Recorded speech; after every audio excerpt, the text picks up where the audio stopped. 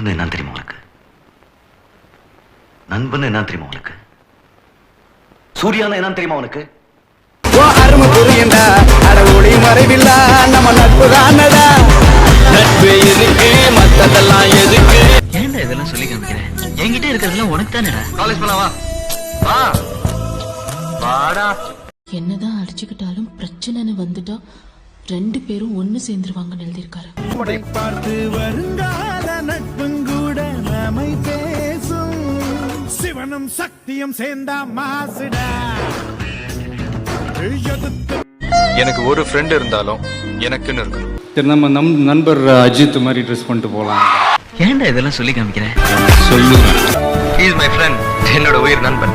அஜித் கிட்ட பிடிச்சது அவருடைய தன்னம்பிக்கை. சட்டை கூட நல்லா இருக்கு. டேய் டேய் உன்னதான்டா என்ன பீலிங்கா இல்ல பீலிங்கான்னு கேக்குறேன். எனக்கு தான்டா பீலிங்கி. போடா போடா. இதுல ஒண்ணும் குறைச்சலடா. இதுல ஒண்ணும் குறைச்சல்ல. ஓ ஃப்ரெண்ட் சந்துருவா, எப்ப பார்த்தாலும் அவனை பத்தியே பேசிட்டு இருக்கியா? யாரு இந்த சந்துரு? சந்துருனா யாருன்னு தெரியுமா? டேய் தேவா, வாழற வரைக்கும் எப்படி வேணா வாழலாம்டா. ஆனா சாகும்போது நல்லவனா சாகணும். ஐயோ ஏண்டா இதுவாட அவனை எவ்வளவு பேச வைக்குது? நண்பேண்டா. கையறா.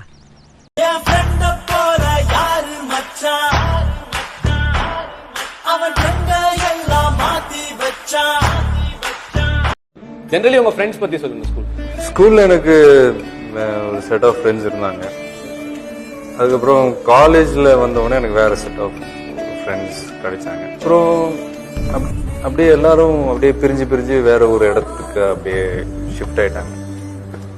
இப்போ அப்பப்போ டச்ல இருக்கும், பட் முன்ன மாதிரி அந்த ஒரு ரெகுலரான ஒரு டச் இல்லை.